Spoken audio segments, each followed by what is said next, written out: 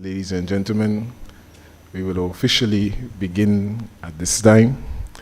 Mr. Aaron Francois, Permanent Secretary with the responsibility for administration and other senior officials of the Ministry of Education. Mr. Andrew Abraham, TMI Show Community College Principal and our keynote speaker. Dr. Anton de Gras, Consultant for Global Partnership for Education.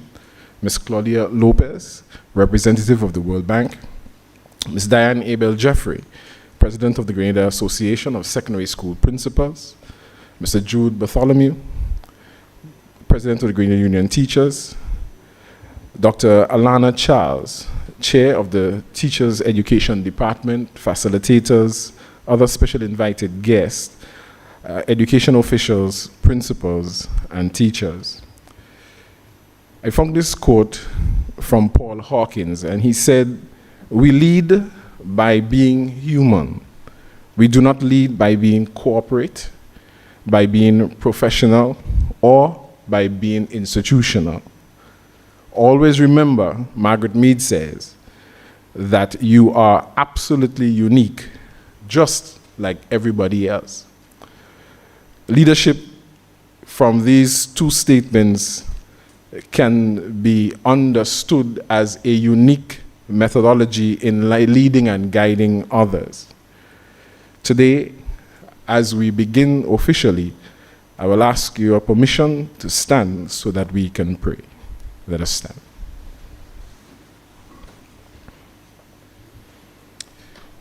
Let us pray. Heavenly Father, we are grateful to you for blessing us with life. We thank you for this particular activity of a leadership conference. We thank you for those who would have done their utmost to make sure that today would be a success. We ask that you will continue to be with them as this, the inaugural leadership conference, the beginning of, we hope, many instances of years to come, as we endeavor through the Ministry of Education to train our school leaders, leaders within the education system, to be persons who will be able to not just lead humans, but lead human beings with care, with respect, and with the intention to be deliberate and intentional in what we are doing. We thank you, Lord, for hearing and answering our prayer. Please continue to be with us over these next 2 days. Be with all of our speakers, our keynote speaker today. Lead and direct, we ask in Jesus' name. Amen. Please have your seats. Ladies and gentlemen, I'd ask you to stand. Keep standing. That's my bad.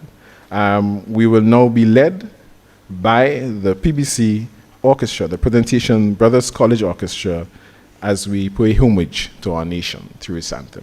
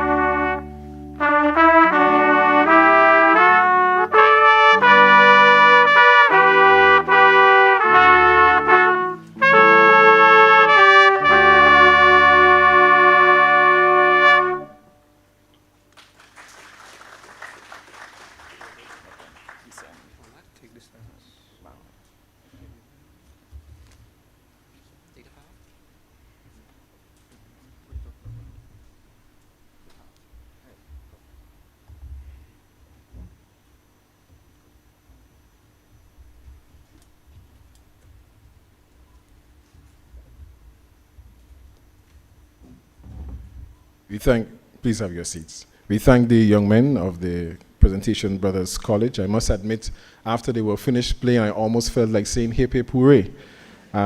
Excellent job, young men. Ladies and gentlemen, we move swiftly through our agenda this morning for our opening ceremony. We would like to now invite Deputy Chief Education Officer with responsibility for curriculum, Ms. Diane Francis Thomas, to please bring official welcome remarks on behalf of the Chief Education Officer. Ms. Thomas.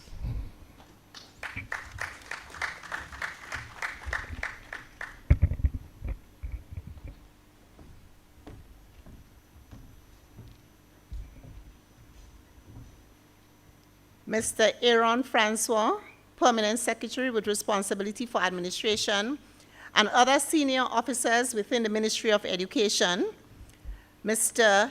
Abraham Andrew, T.A. Marisha Community College Principal and Keynote Speaker, Dr. Anson DeGraw, Consultant for Global Partnership for Education, Ms. Claudia Lopez, Representative from the World Bank,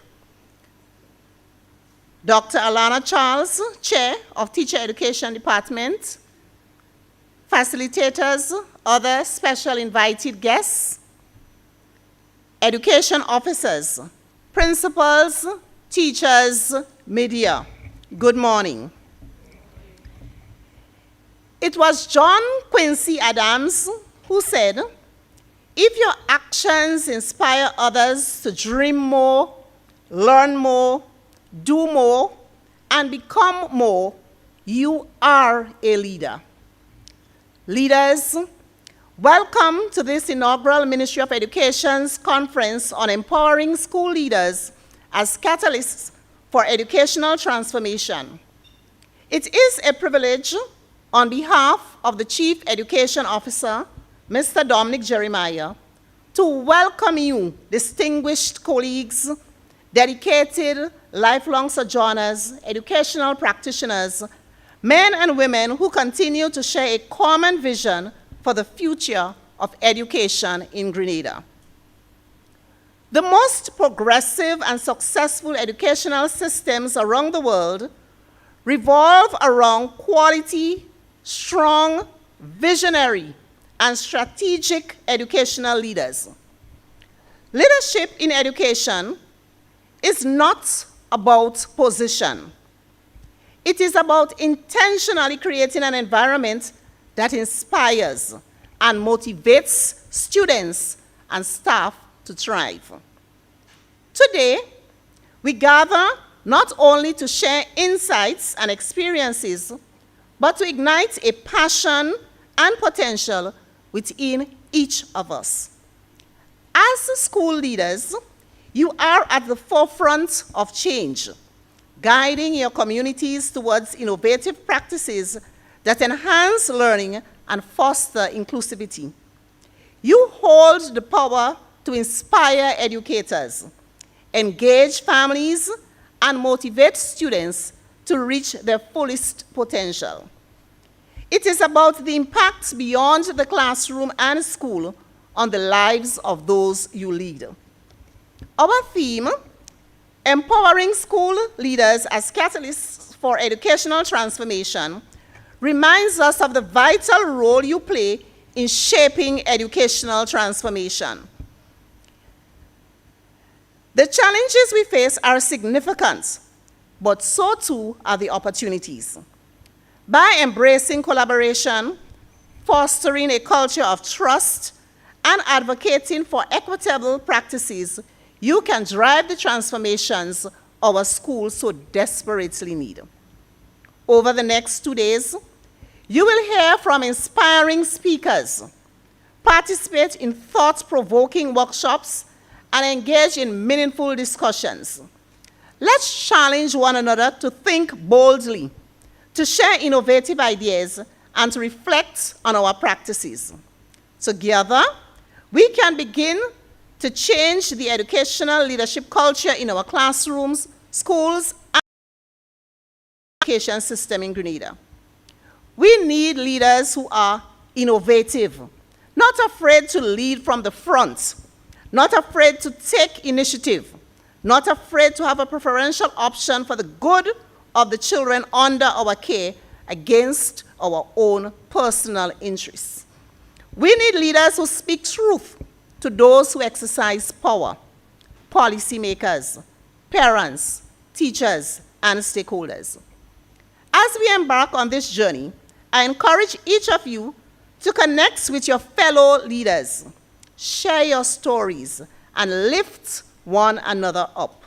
Let's harness the collective wisdom in this room and build a unified force for positive change in our schools and communities.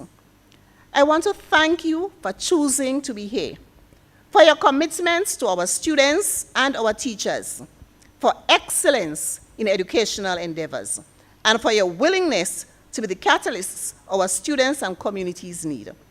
Let's make this conference a transformative experience for the teaching fraternity in Grenada. Welcome and enjoy this inaugural leadership conference.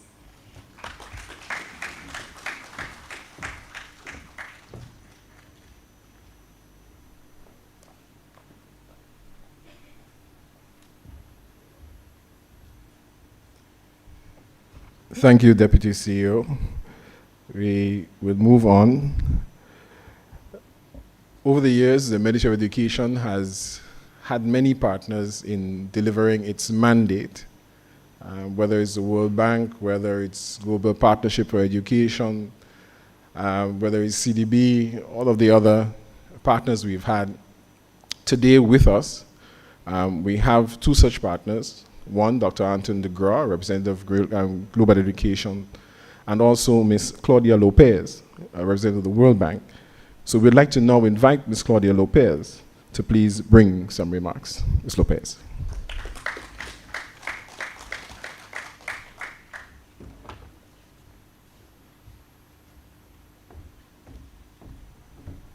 Good morning, and many thanks for this inspiring words, Deputy CEO.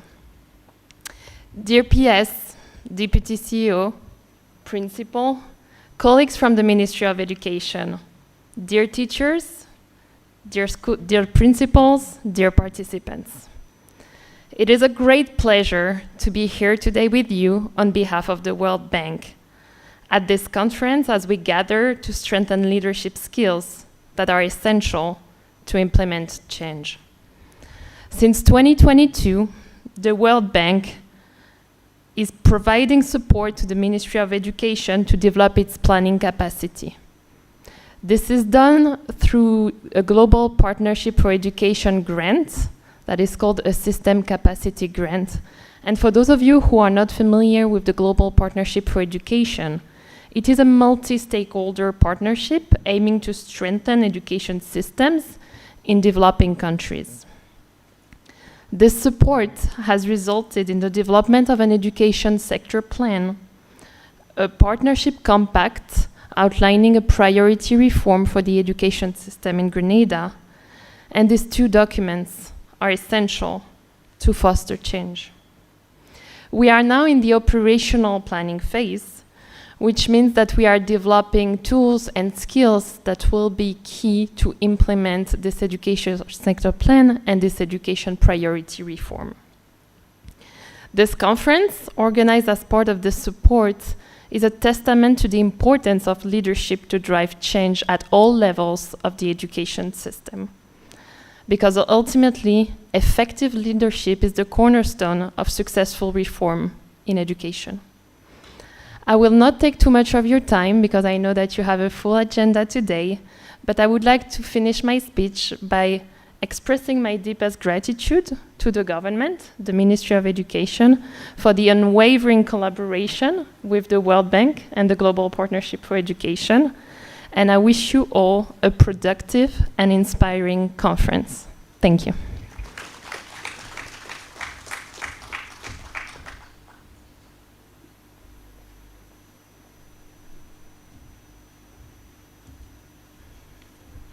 Thank you very much, Ms. Lopez. And of course, on behalf of the Ministry of Education and the Government of Grenada, please express our gratitude to the World Bank and to other associates. I don't know what you think about this statement. If you so desire, I maybe want one or two persons to say if you think this makes sense. It says, do not take life too seriously. You will never get out of it alive.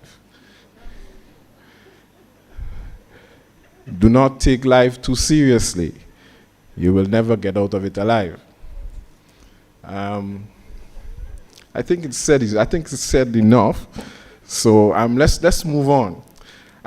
Ladies and gentlemen, I know that the work that went into this today was not easy work. I remember the first meeting that Ms. Kathy and James called us to at the GBSS conference room. It was the initial meeting. Now I can only say we, for that meeting, I kind of dropped off after that.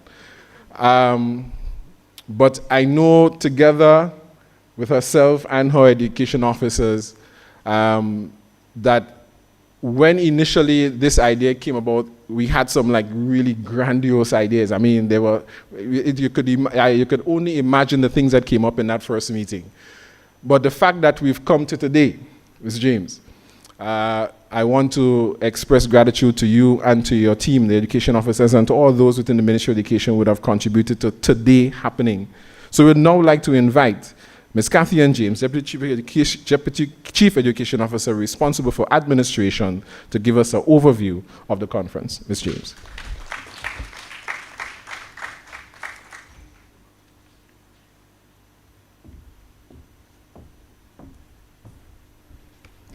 Thank you very much, Mr. Chair.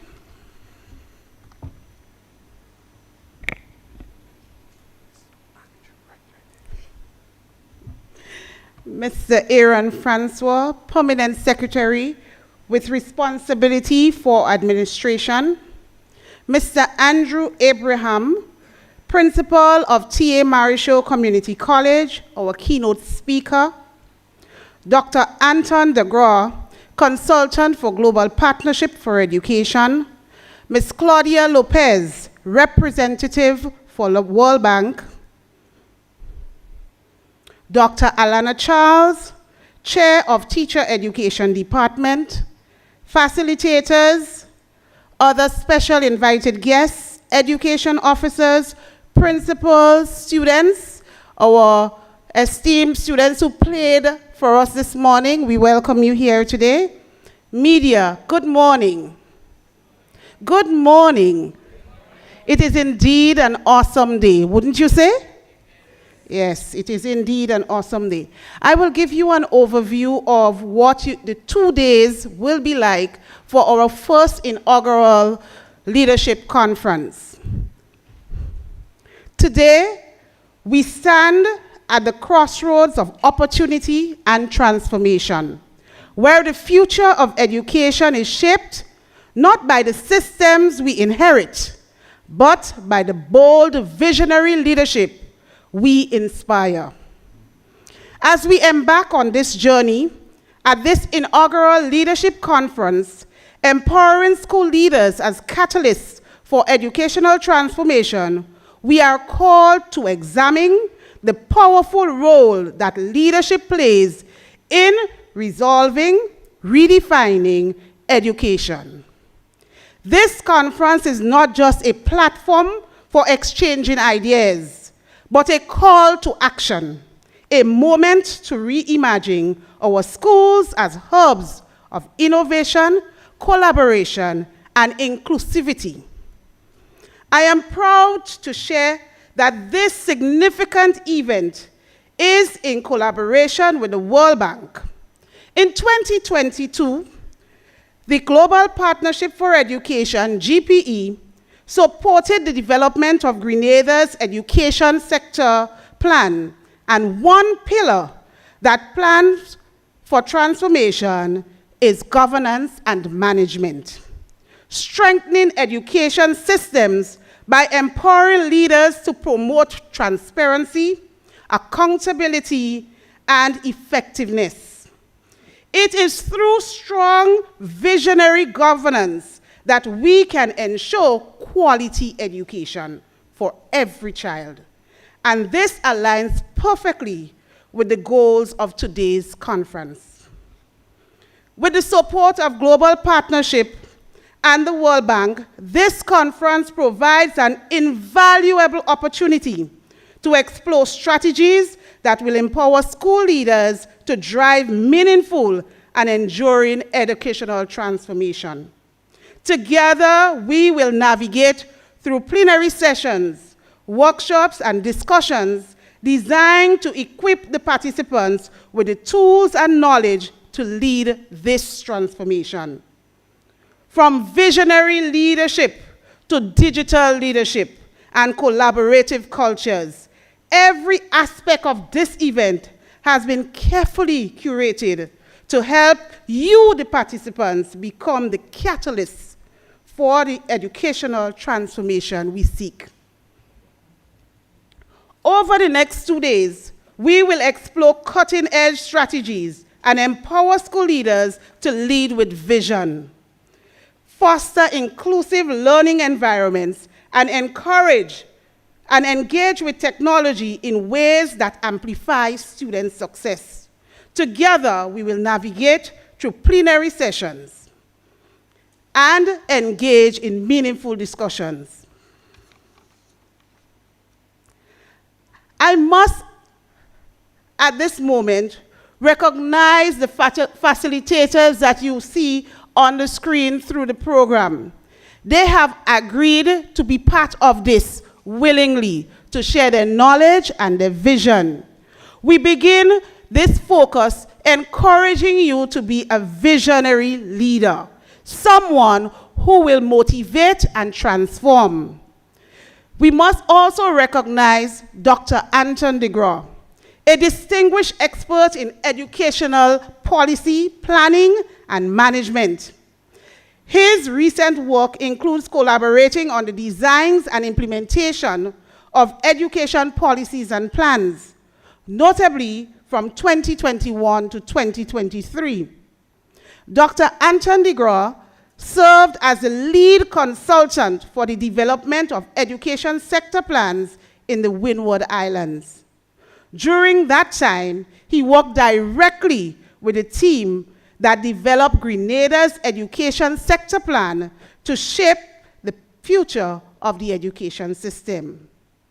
We must also recognize our new principal of TAMCC, who is our esteemed keynote speaker, Mr. Andrew Abraham. Day one, we'll lay the foundation with the focus of school leadership as a catalyst for educational transformation. Following this, we will explore leadership tools for driving change.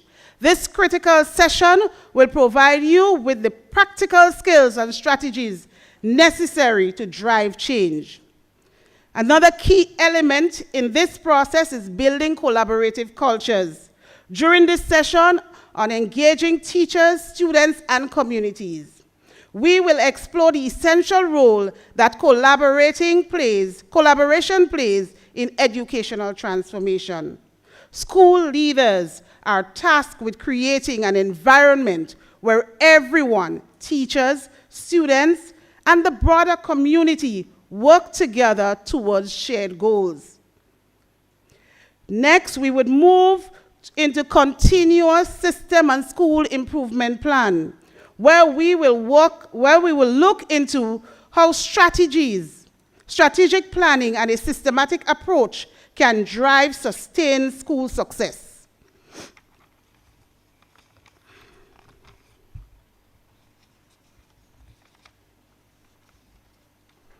Later in the day, we will explore transformative power of technology in our digital leadership. Technology is not just a tool, it's a driver of innovation, enabling us to create learning experiences that are dynamic, innovative, and tailored to the needs of our students. As we wrap up day one, we will reflect on the key takeaways: visionary leadership, strategic planning, collaborative cultures, and digital empowerment. These are not just concepts, they are the pillars of modern educational leadership. essential to building schools that are future, or what we would say, future ready.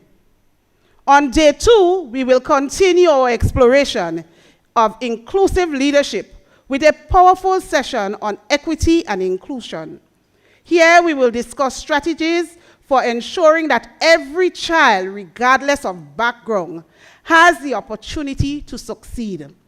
We will also focus on self-care for educators, recognizing that to lead effectively, our teachers and leaders must care for their own well-being. The culmination of this conference will be an interactive session where we will create actionable plans for leadership transformation. You will leave here not just with ideas, but with concrete steps to drive meaningful change in your schools. As educational leaders, our mission is clear: to guide, inspire, and transform. Education is the most powerful weapon which can be used to change the world. Nelson Mandela. So wisely put it. And as we look to the future, let us remember, and I heard one of my colleagues, like we were looking at the same thing. Let's look at the words of John Quincy Adams. If your action inspire others to dream more, learn more, do more, and become more, you are a leader. We believe that the future of education rests in the hands of empowered school leaders like you. It is your vision, your commitment, and your resilience that will shape schools where every child has the opportunity to thrive. As we gather here today and for the next 2 days, remember that the transformation we seek begins with us. One decision, one plan, one act of leadership at a time. Thank you.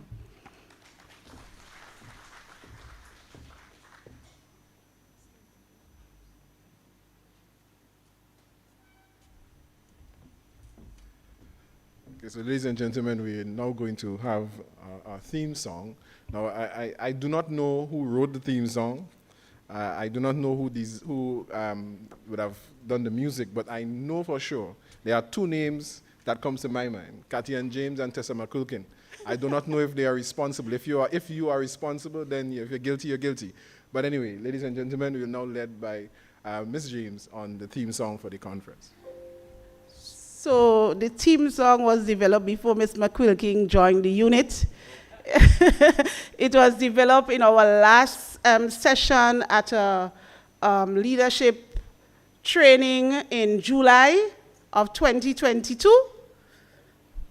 And we used our team and created a team song, and the team song just stood with us. So we would like you to stand, the team song would play, and we know persons within the audience here knows. So we want you to stand, and Miss Francis, you have to join me here because you would take lead. Miss Francis is the musical engineer, all right, behind this song. So we gave her the team and we asked her to do the necessary. Let's give Miss Francis a round of applause. Marcia Francis, District Education Officer for District 2.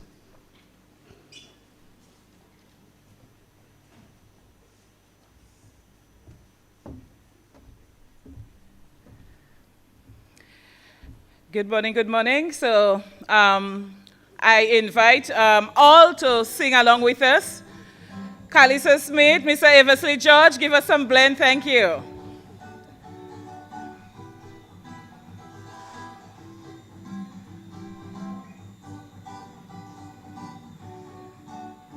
As iron sharpens iron, so one person sharpens another.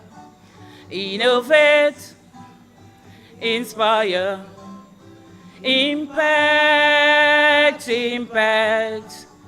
empower its school leaders as catalyst for educational transformation. As catalyst, innovate, inspire. District 2, let's hear you. Impact, empower its school leaders. As catalyst for sharpens iron, so one person sharpens another. Innovate, inspire, impact, empower its school leaders. As catalyst for educational transformation. As catalyst,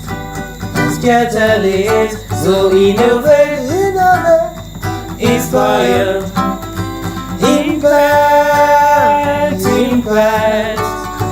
empower its school leaders. As catalyst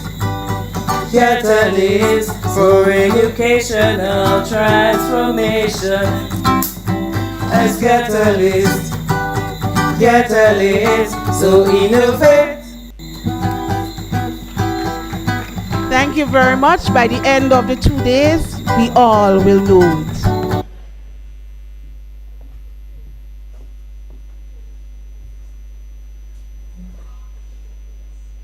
Thank you very much.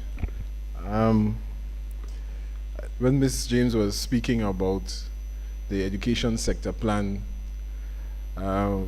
it brought to mind that in our audience today, the person who was leading the Ministry of Education in terms of the Chief Education Officer is here with us today. And I'd just like to recognize the fact that Ms. Angela Finley was the CEO at the time when all of this started. Let's put our hands together for Madam Angela Finley. Thank you for being here today.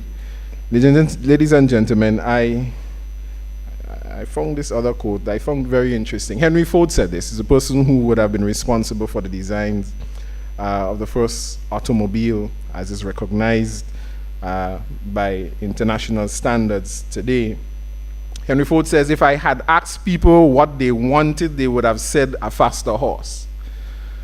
If I had asked people what they wanted, they would have said a faster horse. Sometimes as a leader, you have to ask questions of those you lead, but sometimes you have to take the bull by the horn and create for yourself so that others can lead. It is very important that as leaders, we remember that. Today, ladies and gentlemen, we have with us our permanent secretary with responsibility for administration. You would notice that by the program and also by your sight that our minister is not able to be with us today. And so we'd now like to invite PS Aaron Francois to bring his remarks, and I guess on behalf also of the Minister of Education.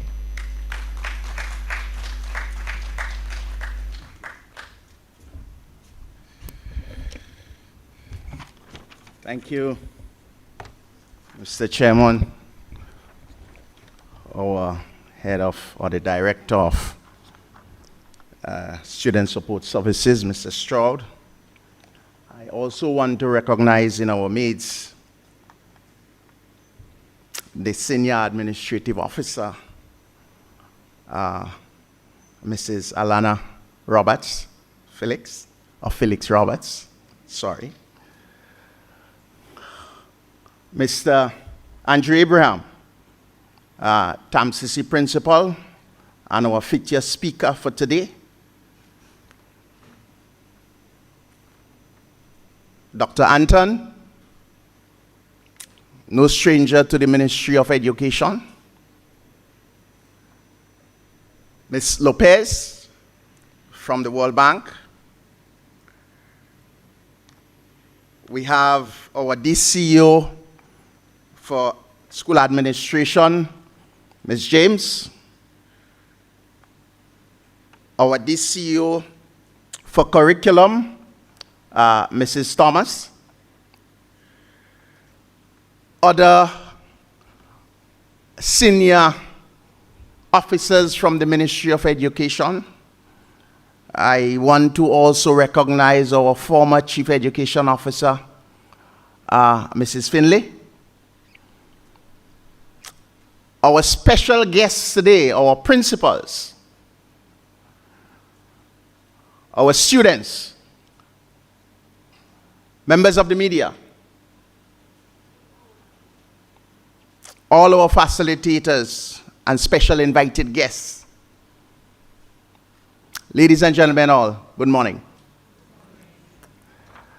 First of all, as Mr. Stroud indicated, I want to offer our apologies for Minister not being here.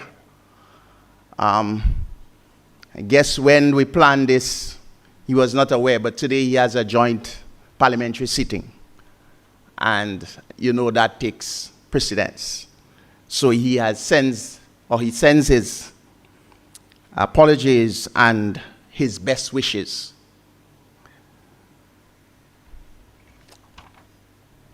First of all, I also want to bring you warmest greetings from the entire team at the Ministry of Education, where we work hard every day to ensure that we deliver quality education to the nation.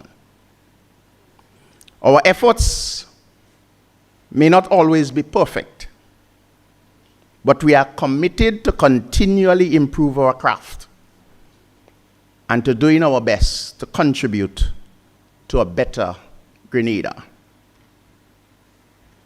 And so, ladies and gentlemen, I want to especially add my welcome and thanks to each of you for gracing us with your presence as we embark on this important journey of transforming our education system. Today, as you may be aware, we are meeting at a very critical moment, both in our history and in our education system. It is a moment when we are witnessing a loudening cry all around us for change.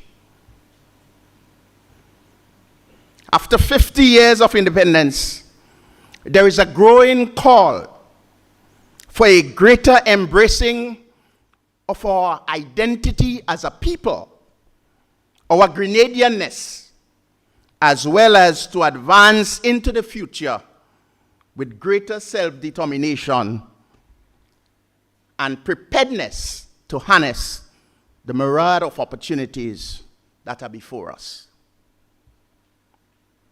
It is within this context that I also take this opportunity to commend our planning committee for choosing for such an appropriate theme, empowering school leaders as catalysts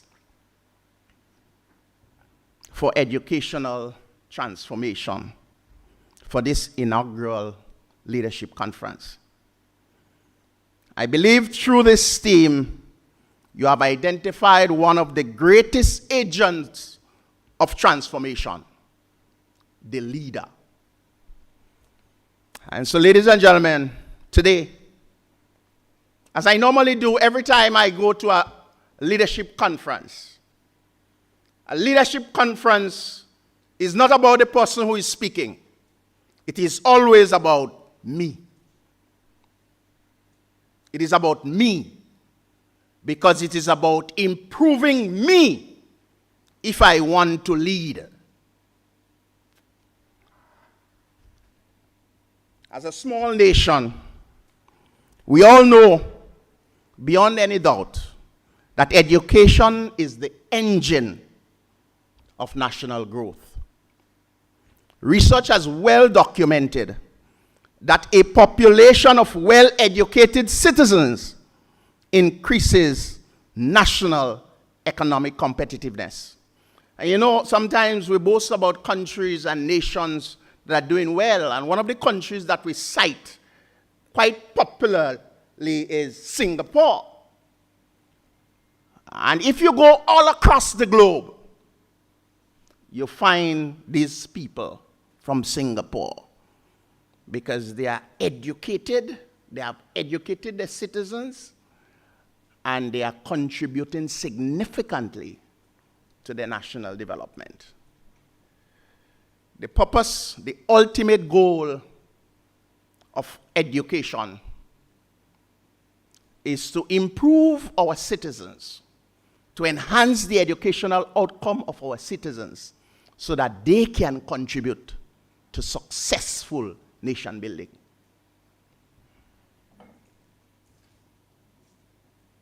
There are also numerous results in intangible benefits. You know, we believe that the more enlightened, the more educated a people is, it tends to have or contribute to more political stability, social well-being, and more innovative approaches to solving problems. However, despite the numerous reform initiatives undertaken in the education system over the years, there are still many unsatisfactory outcomes, and be it real or perceived, that we need to address. Many students and parents are increasingly questioning the effectiveness of our education offering, while many of our students are either completing or dropping off from school unsuccessfully. The government is increasingly not satisfied with some of the educational outcomes and is seeking ways to better align education systems with job market needs. In his Vision 75, which was delivered as part of our Golden Jubilee celebration of independence, Prime Minister Honorable Deacon Mitchell articulated very clearly that Grenada will not be transformed without transforming the education system. And I may add, the education system will not be transformed without transforming its leaders. Therefore, in order for our school leaders to meet the challenges of the times and be the transformation leaders that Grenada so desperately need in the education system, we must all embrace some of these practices. First of all, we must view and observe life from the right lens. View and observe life from the right lens. Because if we don't look through the right lens, we will not see the opportunities. Not one that have stuck us and not giving us what we want, or that is stopping us from moving beyond. We must think ahead, set the right vision and strategies for the education system in order to meet future expectations. Secondly, we must develop and cultivate the right traits. Remember I said, this leadership conference is about, I want you to say it's about me. It's about me. We must develop and cultivate the right traits. Traits that are good and not bad. For example, we must have determination. We must be reliable. We must be honest. We must be committed.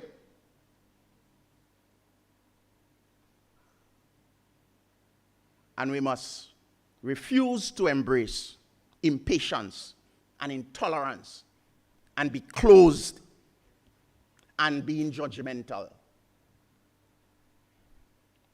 Third, we must have a greater awareness of our situation, our people, and our processes. Let me say that again. We must have a greater awareness of our situation, our surrounding, our people, and our processes. If we want to transform, what are we transforming?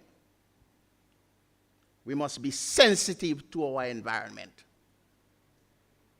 As a leader, the type of interpretation that we embrace can cause us to box others out instead of encouraging and empowering them.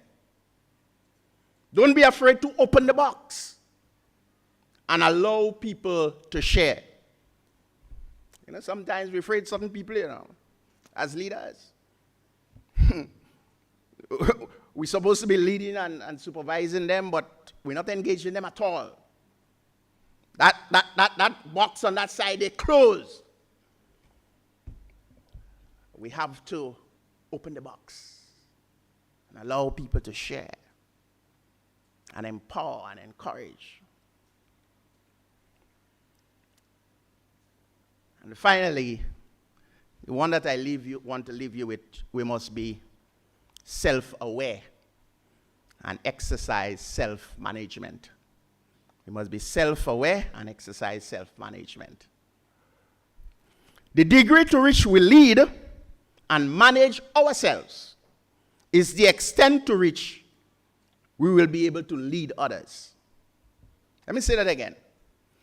The degree to which we lead and manage ourselves is the extent to which we will be able to lead others. Ladies and gentlemen, transformational leadership first starts with self and then builds relationship to bring about change. And I never forget, years ago I came across this quote that says, relationship is the foundation of achievement. And I want you to ponder on that for a while. Relationship is the foundation of achievement. Think about any great leader that you know. Just posit that in your... Think about them. How did they achieve those great heights that they reach? Not by themselves. Not by themselves. They were able to build great relationships. And through these people that they had relationships with, they were able to achieve. And so, therefore, as I close, permit me to sincerely thank our planning committee, headed by the CEO, Katia and James, and the rest of the team, for the hard work in making this happen. I know a lot of work has been put into it to make this happen. And we are sincerely thankful. I want to also thank our partner from the World Bank, GPE, for partnering with us and to making it happen. Sometimes I heard Mr. Stroud said in the first meeting there were grandiose ideas. And sometimes, you know, the limitations. You want to do certain things, but you are limited by resources. And so we are very grateful for GPE partnering with us on this.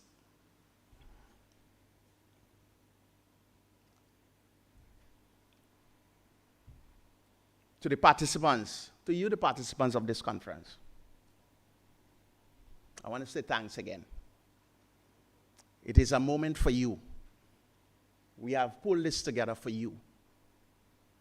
And I urge you to truly immerse yourself in the presentations, the great presentations that you will be, that will be presented to you over the course of the conference. Deliberate efforts have been made to select some excellent presenters, and please make the best use of them and be the lead change agent that we'd want you to be in your organization. Ladies and gentlemen, on behalf of the ministry again, and the minister and all of us, I want to extend to you best wishes for a successful conference. Thank you very much.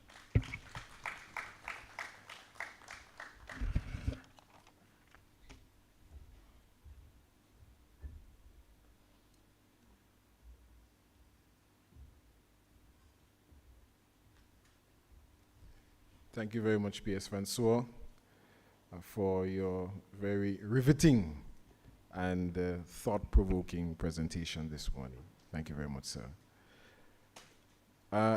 There's an old cliche, and I guess it's cliche because we always use it.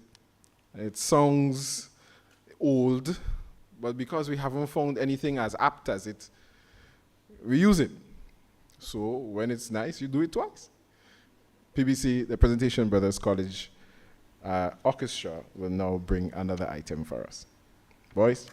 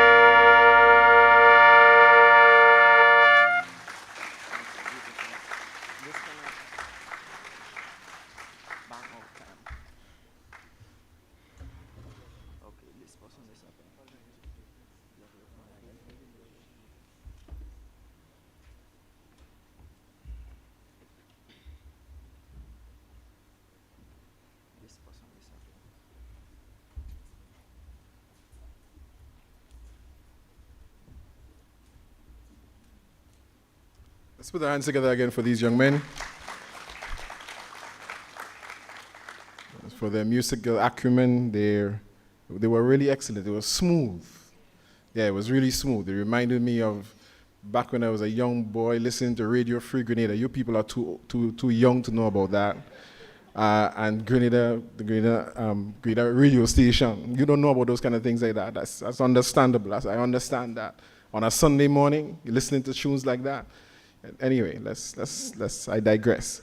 So, ladies and gentlemen, we've come to the meat of the pie today, our featured address. We have with us our principal of the T.A. Marisho Community College, Mr. Andrew Abraham, who brings a wealth of experience, expertise in infrastructure, communication, technology, organizations with a distinguished career that includes roles as a project coordinator at J.P. Morgan Chase and International Business Machines, IBM. At IBM, he managed projects exceeding $20 million, showcasing his capacity to lead complex, large-scale initiatives.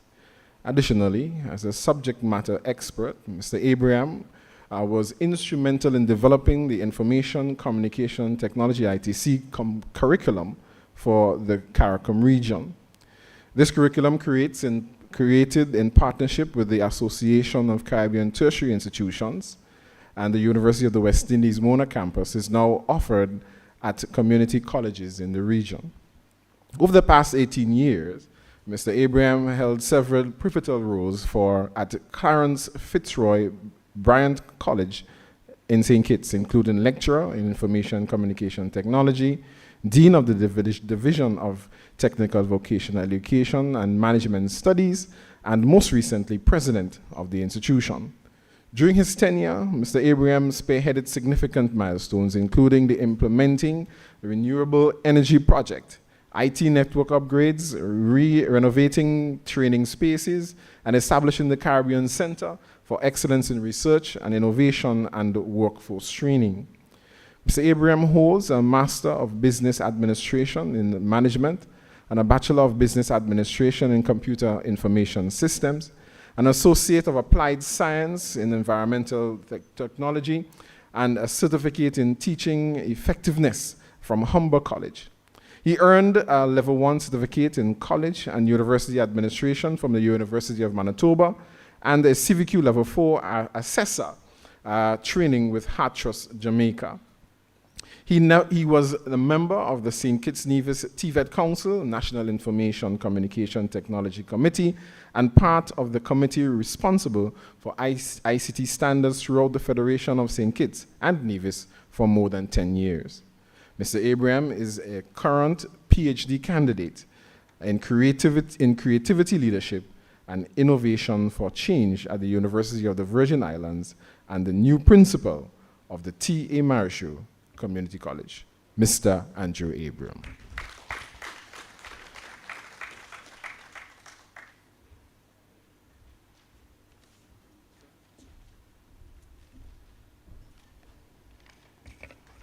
Pleasant good morning to everyone.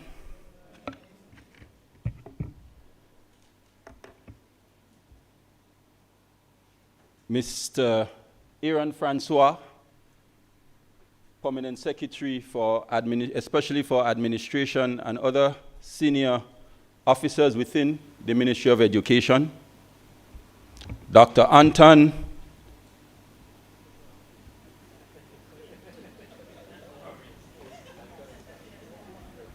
Consultant for Global Partnership for Education, Ms. Claudia Lopez, representative of the World Bank, or for the World Bank, Mrs. Diane Abel-Jeffrey,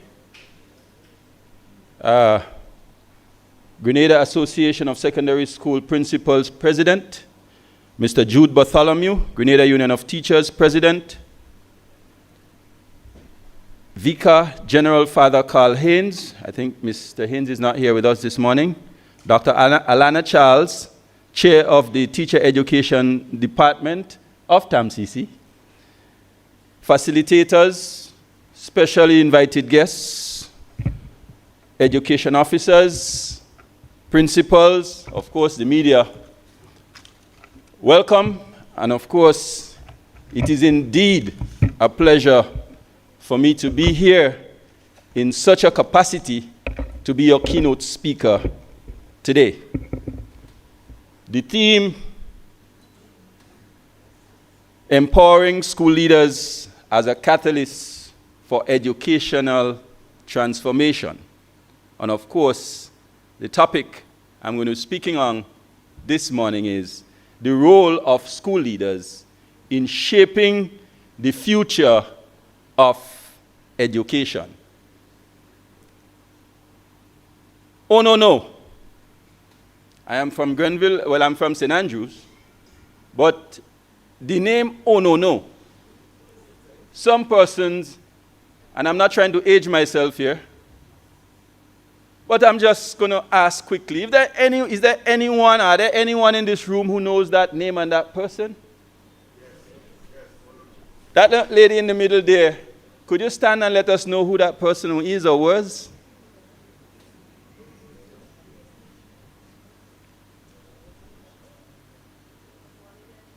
Yes.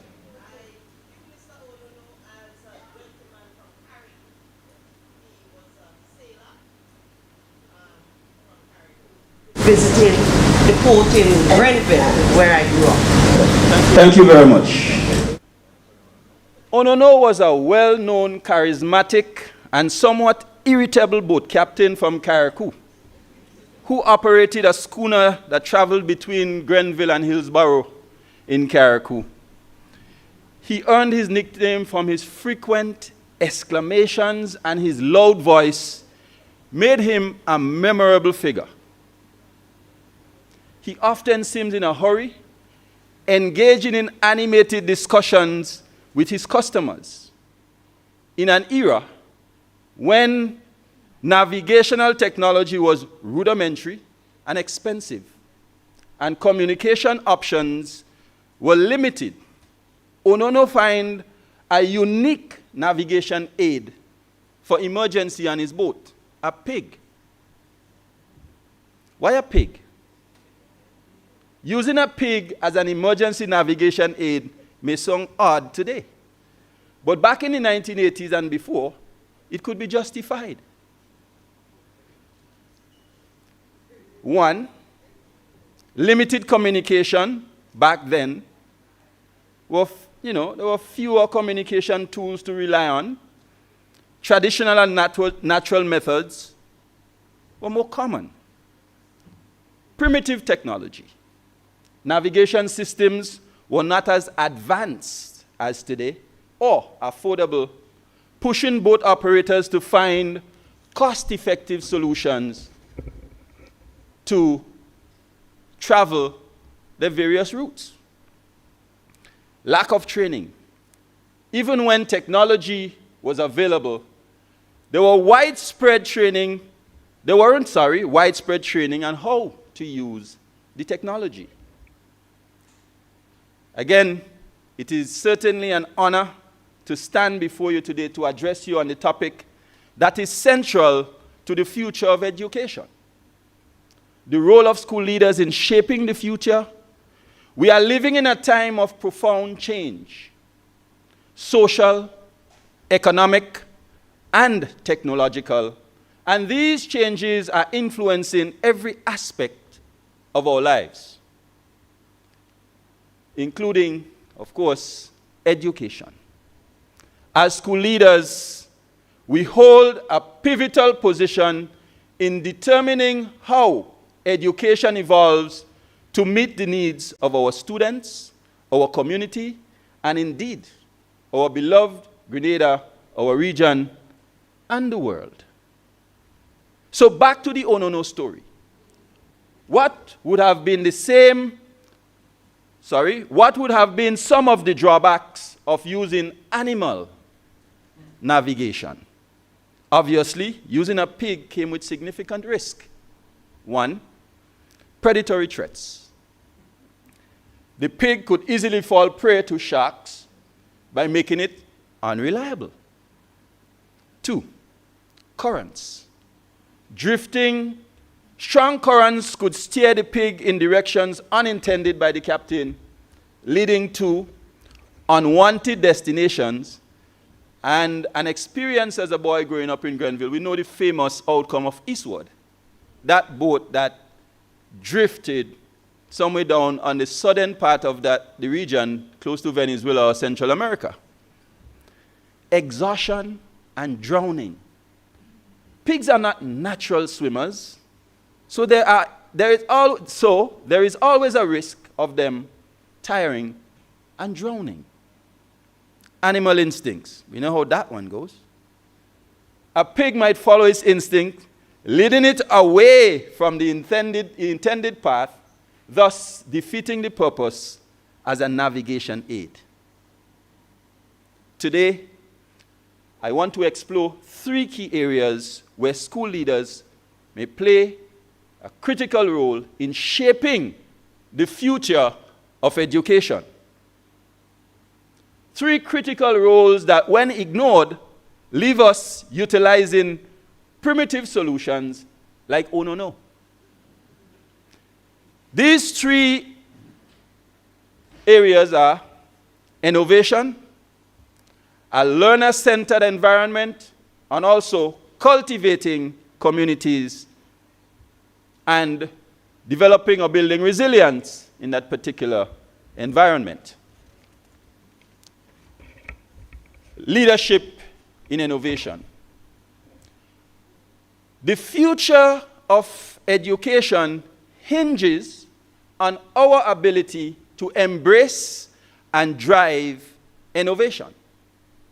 With technology advancing at an unprecedented rate, the potential to revolutionize education has never been greater. As school leaders, it is our responsibility to lead this transformation boldly, from the front, that is, with a vision for the future. I want to share an example with you. Currently, at the T.A. Marisho Community College, where I serve as principal, we are actively pursuing an ambitious ICT upgrade initiative aimed at transforming the learning environment. This is not merely about adding new devices or enhancing Wi-Fi capabilities. Though those are critical steps, our vision is to reimagine teaching and learning and prepare students for the demands of a 21st century workforce by integrating educational tools such as we want to have coding and robotic kits. For example, Raspberry Pi, Arduino, Lego Mindset, and Sphero. The reason for implementing such technology or tools is to teach students coding, electronics, problem-solving skills, that is. These tools are hands-on and foster skills in the STEM area, that is, science, technology, engineering, and mathematics. We are also moving along the lines of digital content creation tools, using tools such as Canva, Adobe Spark, and Microsoft Sway.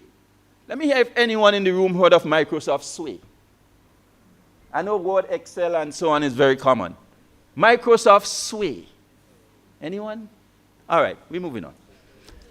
Now, the purpose of integrating these tools is to enable students, to enable students to create presentations, videos, posters, and infographics. These tools help students express their creativity while developing digital literacy. I am sure that you have seen countless buses and vehicles with posters and displays. Some of them are very revealing, eye-catching. You can't help but notice. One of the tools I mentioned there is what is being used. And if you look at the table before you, you would see the poster on there. And with an 80% certainty, I think Canva was used to develop that poster. And the 20% that may not be true, it could be Adobe Spark or Microsoft Sway. So either way, I think about 100% I am there as it relates to the utilization of technology in our everyday life. And as leaders, it is important for us to understand and embrace the technology. Interactive whiteboards and displays. At TAMCC, this is no longer a concept, but a reality where you go in some of our training rooms, they're already installed. Smart boards, and of course we have the Prothean boards as well, which is not as common as the smart whiteboards, which allows teachers to present lessons in a dynamic way, integrating videos, images, and interactive activities. Students can interact directly with the boards, making lessons more engaging and collaborative. And given that I am on that no track, I'm not sure my presentation is in sync with my paper.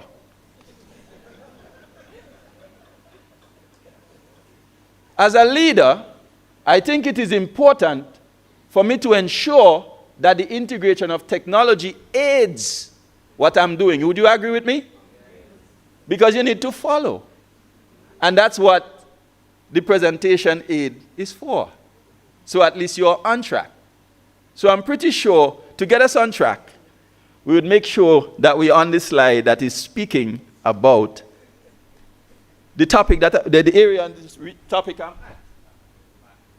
So you have to go back a bit.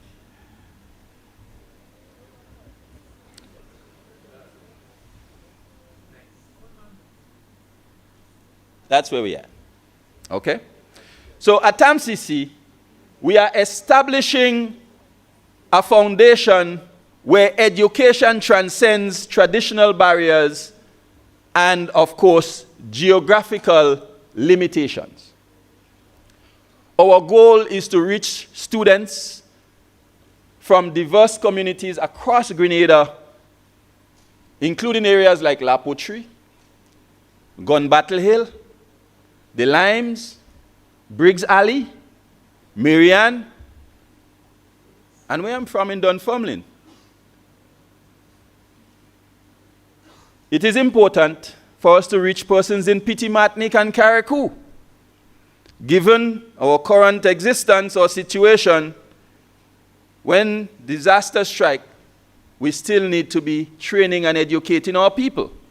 Technology would aid or help us in doing so in a consistent way and to reach persons who are in situations where they may not have access to the traditional classroom. No matter how far, as they say locally, as we say locally in Grenada, no matter how far behind God back you day, we want to be able to train you, or at least provide access to quality education. As we continue along the line of technology, let's discuss a bit the power of experimentation. For us as school leaders, embracing an innovative spirit, meaning not just keeping up with the latest technology or technologies, but also fostering a culture of experimentation among teachers, students, and of course, support staff. Creating an environment where it is safe to try new methods, learn from failures, and strive for continuous improvement is essential, a part of transformation. One such example that highlights a powerful hands-on learning, I would say experiment, and of course is an impactful demonstration, but I have to confess this morning, but I have to share it with you as well. There is a community college somewhere in the region where I attended a workshop and had the opportunity, to observe students' project presentation. And the students use a green lemon and some wires. Again, I am relying on some of Onono's approach, so I'll walk back to get my lemon.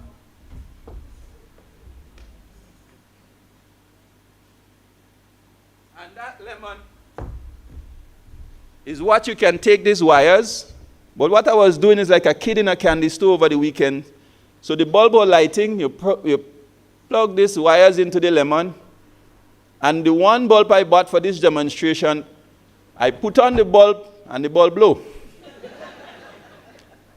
I didn't have a device to measure the amount of electricity that is coming through that lemon. And liking to see that light go on and off, I blow the filament or burn the filament in that bulb. So this morning I was planning to call one of you to come and light that bulb, but I had to share it because it's something that I want you to try, or at least when you get back to your school, to have your facilitators or teachers conduct experiments where they're looking at renewable options and to move away from fossil fuel. I was rather impressed to see that lemons can light a bulb. I was like, whoa, I'll try that, and I did. So, again, demonstrations or projects that would include such demonstration, it's very positive for our student community and show how we can generate electricity. But such projects cultivate curiosity, creative thinking, which is two pillars of modern education. Engaging with emerging technology. For those of us who had the opportunity to witness the 50th anniversary celebration at the National Stadium, during that 50th anniversary of independence celebration, there was a spectacular drone show that illustrated how technology could engage and captivate an audience.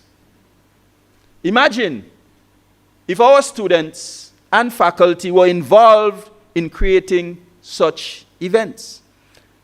We can do that by networking with companies specializing in emerging technologies.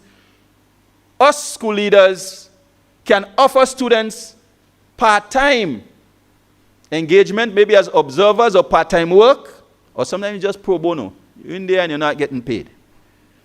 School leaders, you can have such partnerships where your students and your faculty can be exposed to cutting-edge technology that would also give them an insight into some of the careers that is to come.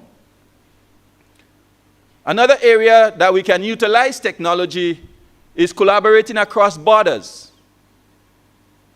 Another shining example of leveraging technology for innovation is with an international partner, Portage College in Fort McMurray, Alberta, Canada, collaborating with a regional institution.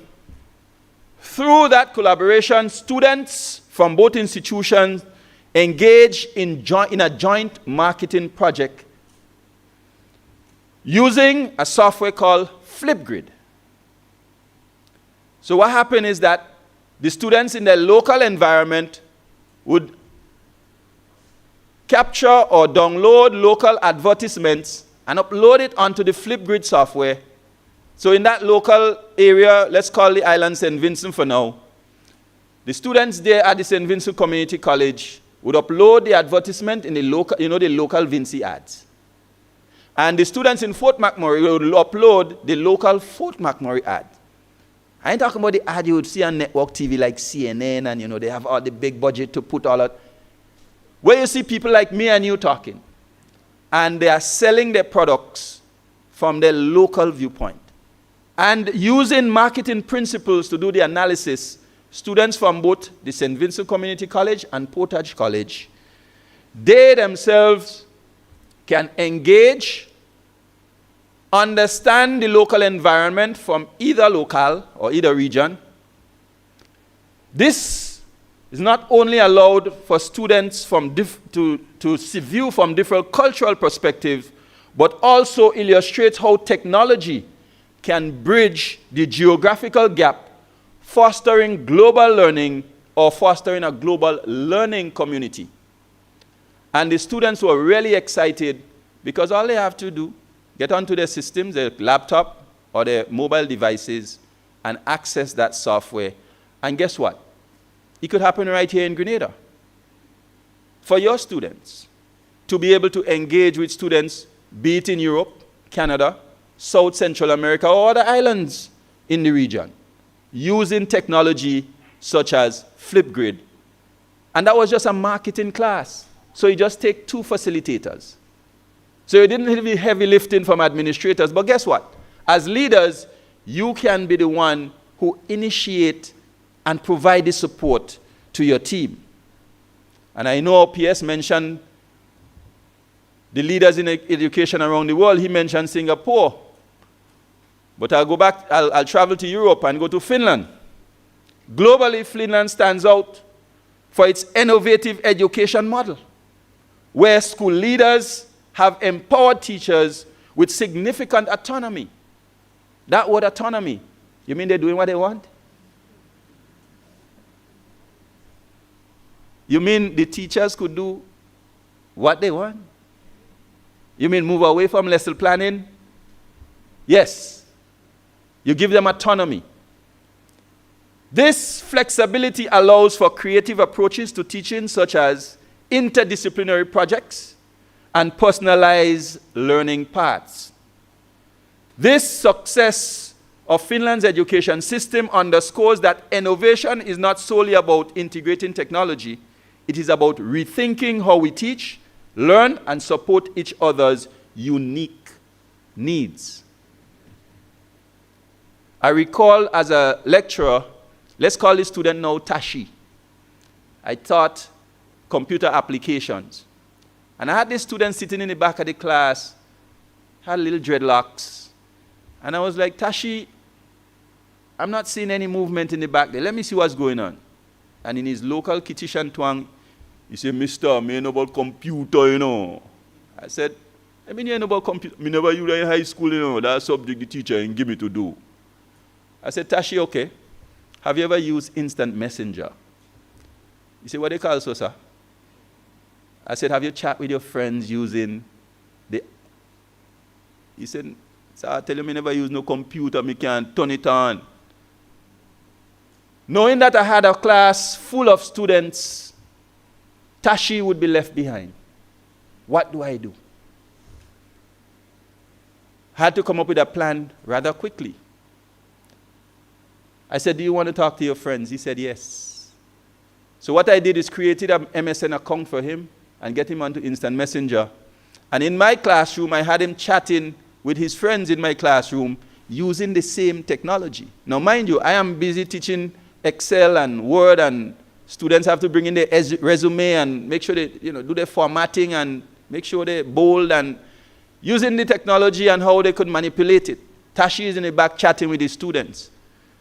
I said, Tashi, I'm going to teach you how to attach a file to your email, and you're going to send it to me. You don't have to write anything on the paper. Tashi attach a blank sheet, just save it, Tashi. And he sent it to me. Tashi just learned 2 skills. 1, to be able to use technology to communicate, and 2, to attach a file to an email and send it to someone else. Now, we have have moved Tashi from understanding the technology that he's using. Oh, here's a CPU, here's a monitor, the mouse, the keyboard, and to get him right into the heat of things. Let's do it, but in a place where he can engage and he's most likely to remain focused. Because guess what? He's chatting with his friends, and every now and again, the teacher, you have to send a file. And I'm not asking much of him. So again, using the technology, but sometimes you have to get creative with it. And the Finns figure that out. Now, as a lecturer, I felt empowered, but again, with a little training, I was able to provide some support, as they say, outside the box. And at the end of that class, that student did not only graduate, migrated to the United States, and guess where we communicated? At MSN. And today, that young man never forget that which we were able to do in that classroom, using the technology where he got the confidence, and I was able to put him, not remove him from the class, but in a separate area where he could focus on the things that he needed to focus on, but at the same time developing the skills that he would need, and were able to match up to the same students who were way ahead of him at that time.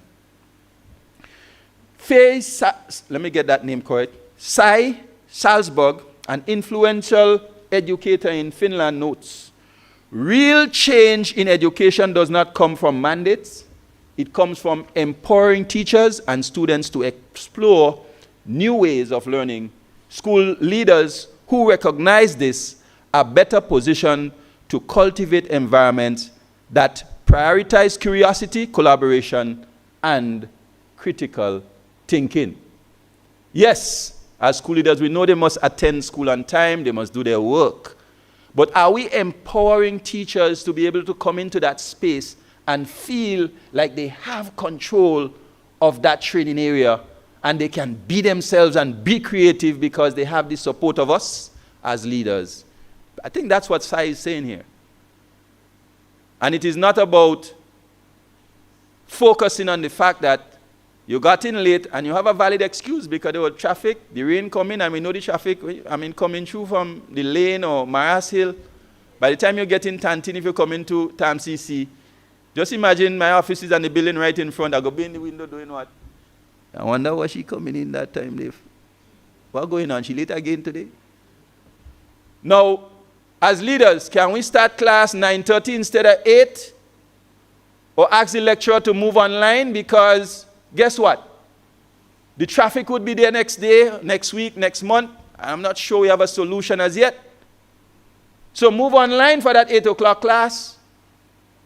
We're looking at different options as leaders and to work with our facilitators. Let's go back on slide with the technology. And we move into the learner-centered environment. Because remember the Onono effect. We're using old navigation aids, and sometimes the current going to take us and we drift a little bit. So learner-centered environments are those where students are at the heart of the educational process. They are places where students are actively engaged, motivated, and empowered to take ownership of their own learning. You mean leaving students to their own devices? There is town, there is friends, and there are other distractions that they can motivate and empower them to take responsibility or ownership for their learning. School leaders can play a critical role in creating such environment by one, promoting student agency. Empowering students to make choices, to take responsibility for their learning is essential. So school leaders, we can create opportunities for student leadership and project-based learning, personalized learning plans as well. I know at TAMCC we have the robotics club. And that is not directly tied to a course, but it teaches the skills that they learn in IT and even the ones that they acquire on their own. So we encourage students to get involved and participate. We recently had a team in Greece participating in the first global challenge, and it was all females this year. So it means not only our boys, but our girls are getting involved. And they are the ones that are pushing themselves, because guess what? They're not getting a grade. They are learning skills. They're disciplining themselves because they're going to compete with other teams globally. So this is a clear example as to how we can empower our students and give them that responsibility for their own learning, especially in the areas that they are interested in. Fostering a growth mindset. Now, cultivating a growth mindset where students believe that their abilities can be developed through effort and practice, and it is very crucial for success. School leaders can promote a positive and supportive school culture that encourages risk-taking, perseverance, and resilience. Now, the second annual regional investment competition organized by the East Caribbean Central Bank, the Securities Exchange ECSC, is currently ongoing. By the showing of your hands, can you tell me, show that your school is actively participating in that competition? 1, That's great. All right? So when we talk about fostering a growth mindset, that competition that is organized by the central bank and the East Caribbean Currency Union, this initiative aims to produce high school and first-year college students to the fundamentals of investing in real time, engaging in the securities market. So they are seeing in a real-world sense how they can identify companies and buy shares, understand the market, and make decisions based on market conditions.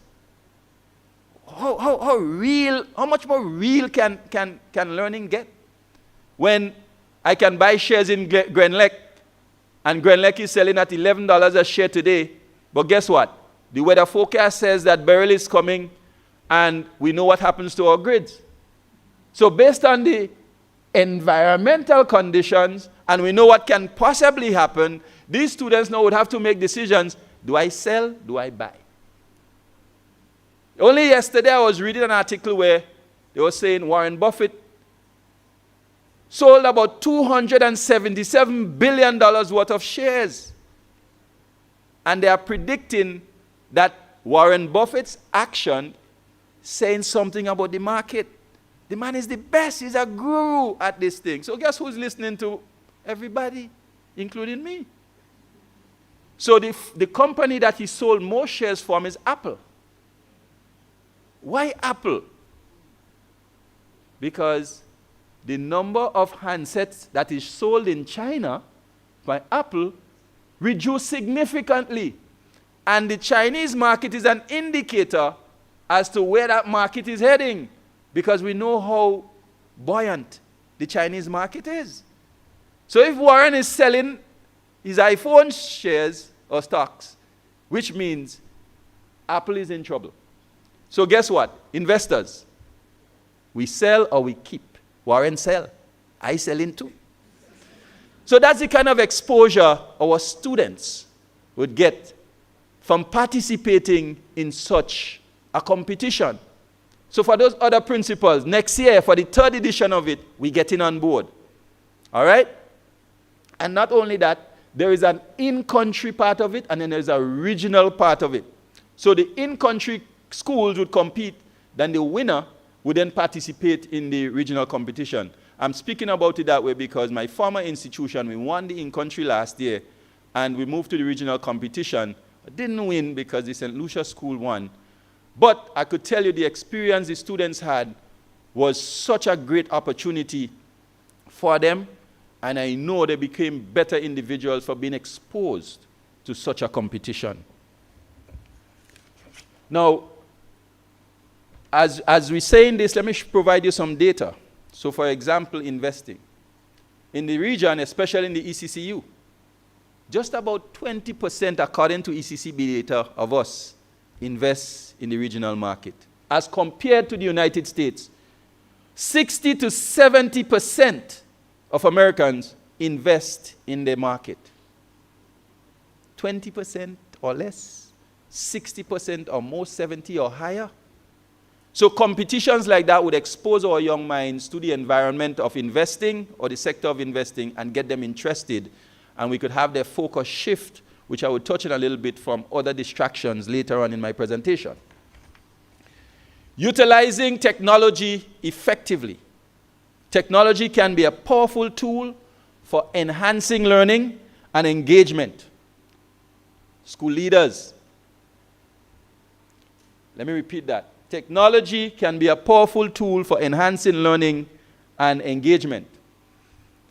Principals and other administrators, us school leaders, we should ensure that technology is integrated effectively into the curriculum and that students have access to the necessary resources for training. Virtual reality, augmented reality. We do not have excuses that we don't have the expensive labs, or the investment that is coming is not yet installed, so we can't do anything. So we have VR and AR. So you have Google Expeditions, you have MergeCube, and you have Class VR that you can use to develop those practical assessments virtually and make it available to our students. And then we talk about remote access. So if you are in GOT, an area in Upper St. John's, for people who know St. Andrews, between Paraclete and Hermitage, so way in the bush, way behind God back. You can reach students there to look at a combustion engine in 3D mode. So they could look at the various parts of that engine the same way if they were in an automotive shop, looking at an engine that is mounted onto a chassis or some kind of demonstration bench. You could also enhance that learning by creating that immersive experience, as I said, with that 3D type effect, virtual environments, or virtual trips. They can virtually go to places, to locations around the world, which would deepen their understanding and, of course, the experiential learning. So if you're experimenting virtually, you're not breaking and bending anything. So they could plug the thing in the wrong and then still come back and nothing break, nothing bend. We recalibrate and we move again. 3D printing. We have 3D printing and design software that we can also integrate. We have software such as ThinkCard, MakerBot, or UTMaker. That enables students to bring their designs to life. 3D printing encourages creativity, critical thinking, hands-on learning, especially for engineering students. I recall at my previous institution, when we first got our MakerBot, the students were printing bolts and nuts. And they were printing parts left, right, and center. I'm talking about bolts and nuts that you could screw and so with it, you know. I'm not talking about something that cannot be used. So they've seen it in real life to the point where they were building a robot, making all of the arms from printing the different parts. That's the kind of excitement we are looking to create at TAMCC. And we have started, in terms of our discourse, to how we can move training from the Onono approach to the Steve Jobs and the Elon Musk approach.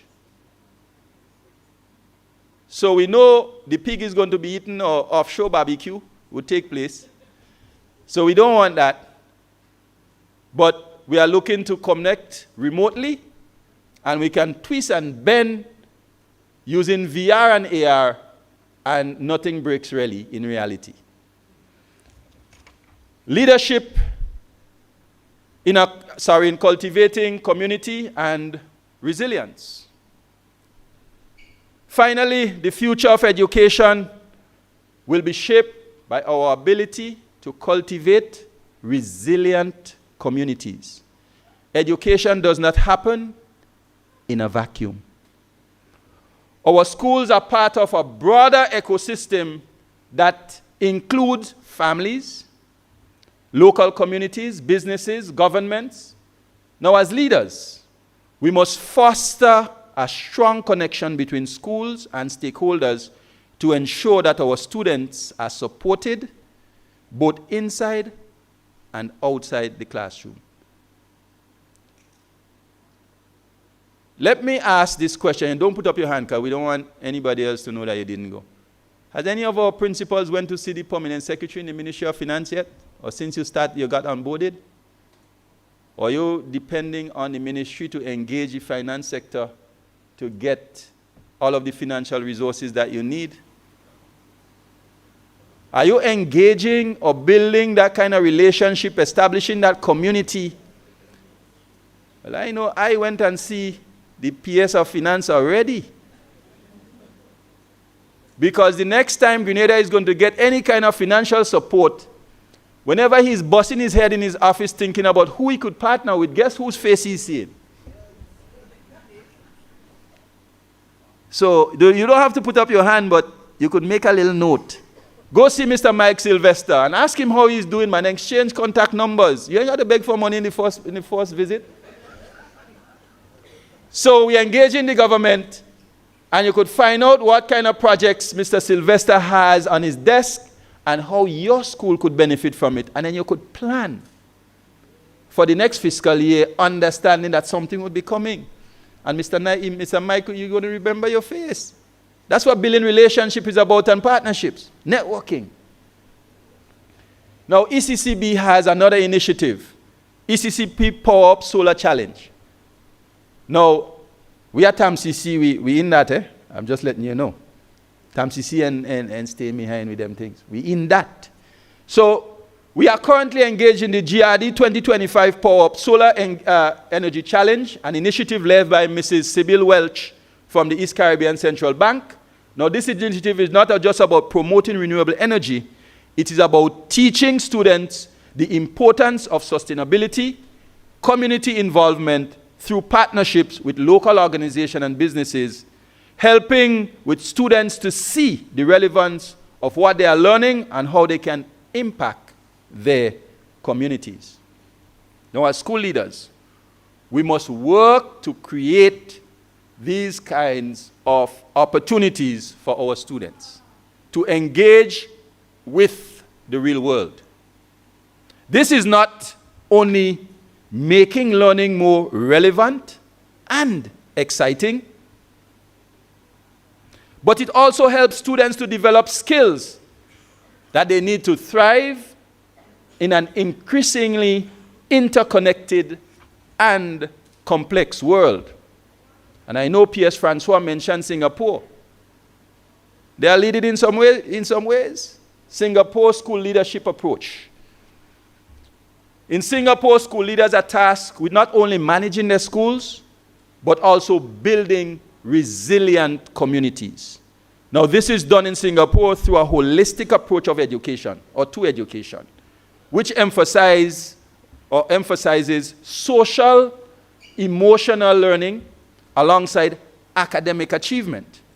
Now, by fostering strong relationships between schools, families, and the broader community, Singaporean leaders have created an environment where students feel supported, safe, and empowered to succeed, even in the face of challenges. Now, I think we all know the story about Lee Kuan Yew and what he did for Singapore. I think it would be remiss of me if I'm standing here before to you, addressing you on such important topic, and do not address school violence. And only in recent days, social media had videos of my students involved in activities that I would not want my institution to be known for. Brawls on campus, death threats with guns, posting, and my faculty and my students are scared coming in Monday morning, Saturday, Sunday, and in Central Police Station. Listen, we need police on campus immediately. Because if you're telling me that it's gun you're going to use to settle the brawl, I have to make sure that education continues and our teachers and all stakeholders are safe. So when we talk about leadership approach as it relates to challenges that we are faced with, and there I am with the CID and the Police High Command. What do we do on Monday morning? Email gone out Saturday. You should be a little relaxing or probably focusing on some family-related activities. Email gone out. On the 14th of October, all persons accessing campus must be searched. Because guess what? I don't want no gun reaching on campus. And we know what the result of that is like. And not only that, to ask the police to make patrols on campus, our campus should be an environment for intellectual discourse. Not for brawls that stem from gambling on campus. So yours truly had to get down to the trenches Saturday, Sunday, and Monday morning before 6:30 I'm in canteen and I'm by the gate. And I'm nervous. But I have to stand up there. You have to lead by example. Because we want a community that's safe. And I'm asking the security, do you have everything that you need? And do you need support? And I'm back on carnage. And I'm asking the police, well, when are you coming? I'm nervous because guess what? Every individual that enters my campus, they are equally important. Their lives matter. And if some lecturers call in and they say, I ain't coming in today because that threat looks serious, I have to say, okay, well, try a Google Classroom now while you're doing it remotely. Don't leave them alone. Because we have technology we could reach to at the same time to make sure that they are always engaged. But TAMCC is in the process of implementing our student information system and our learning management system. So hear me in the back of my mind there. As soon as them couple of weeks and months go out and we implement, that ain't catching me off guard again. Because the email going out now that say Monday to Wednesday we engaging remotely. So if you want to come and cause massacre, stay home and get your massacre going. Technology integrated into what we're doing is what we can use to confront challenges head on, and we are creative in our approach. We are flexible, and we could make decisions on the fly. And if the traffic situation gets worse, we're saying, okay, 2-3 days a week, lecturers, you're teaching from home. Because the frustration in the traffic, when you're getting on campus, you're not mentally there to be able to engage. So let's work from home. And not everybody going to need an office. Because if you're in the back there crunching data, use your study room at home, or you could use the comfort of your home, whichever format you have. And let's do the work from there, because the technology can afford that. In conclusion, the future of education is ours to shape. As we look towards the future of education, I think it's clear that school leaders will play a critical role in shaping its direction by leading with innovation, championing learner-centered environments, and fostering resilient communities. We can ensure that education not only keep pace with the changing world, but also help to shape that world in ways that are just, sustainable, and inclusive. Again, school leaders, we must be the torchbearers for educational innovation, whether it's through implementing ICT upgrades, fostering hands-on training, learning experiences, or building international collaborations. Leaders, we need to think creatively, act boldly, and inspire those around you. Our goal is to prepare students not just to succeed in today's world, but to lead and innovate in the world of tomorrow. Education is not just about imparting knowledge. It is about shaping minds, developing skills, and preparing individuals for lifelong learning. Now, let us continue to lead with vision, courage, and commitment to build a future where education in Grenada knows no bound. I thank you.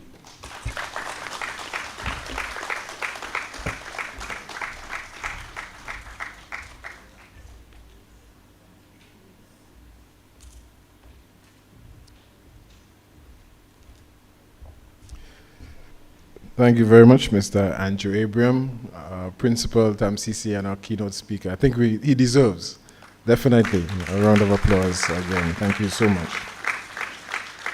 Ladies, we've come to the end, and we've come to the part where we have to say thanks. So we're now going to invite District DEO, Mr. Peter Regis, District 3, to give the vote of thanks.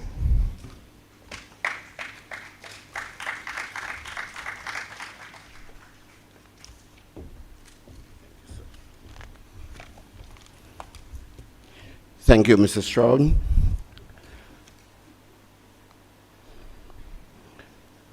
Our Permanent Secretary, Mr. Aaron Francois, Mr. Abraham Andrew, Principal, T. Marischal Community College, Dr. Anton DeGraw, Consultant for Global Partnership in Education, Ms. Claudia Lopez, Representative of the World Bank,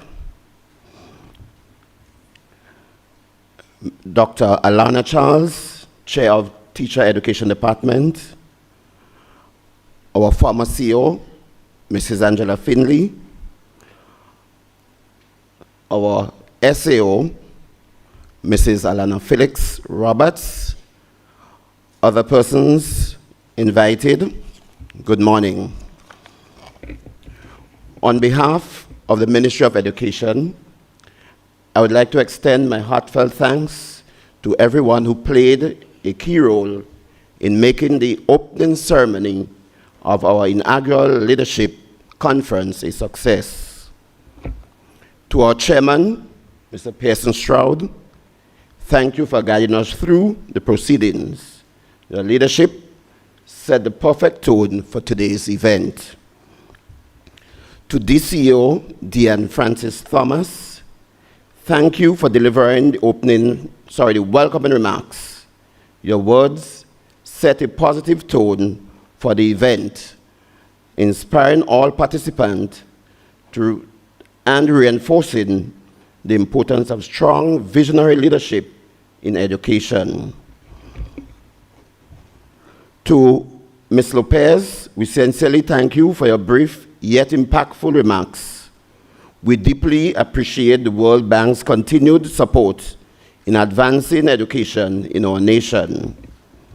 Your partnership plays a vital role in enhancing the quality of education, and we look forward to our continued collaboration.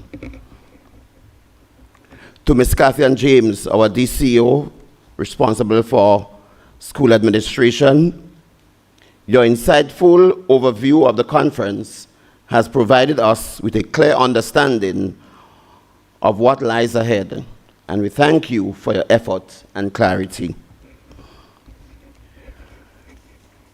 To our Permanent Secretary, Mr. Aaron Francois, thank you for your insightful remarks. Your vision and emphasis on innovation and progress were both motivating and timely, reinforcing the importance of adapting our education system to meet the needs of the future. We truly appreciate your leadership and commitment to the development of education. To our PBC students, special thanks for your remarkable performance, adding a touch of culture and patriotism to our event. Finally, to our keynote speaker, Mr. Andrew Abraham, thank you for your powerful address on visionary leadership. Your words have truly inspired us, reminding us of the significant impact school leaders have in the shaping of our education system. And to each and every one of you, thank you for making this ceremony memorable and inspiring. We look forward to the insightful sessions ahead. May God continue to bless each and every one of us, and thank you very much.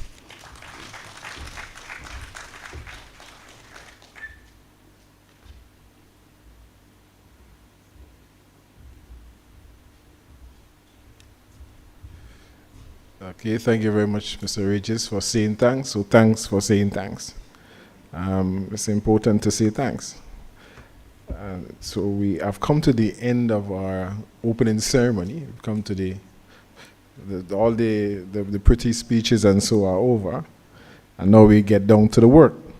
So I want to thank you, of course, for your presence here today and for your participation thus far. Ms. James has indicated that you have a 15, not 50, 15-minute break. And so you will please proceed to the annex, to the gazebo that's close to the annex. So to the gazebo to partake of some of the things that are over there, and you only have 15 minutes. Thank you very much, ladies and gentlemen. Please go right ahead.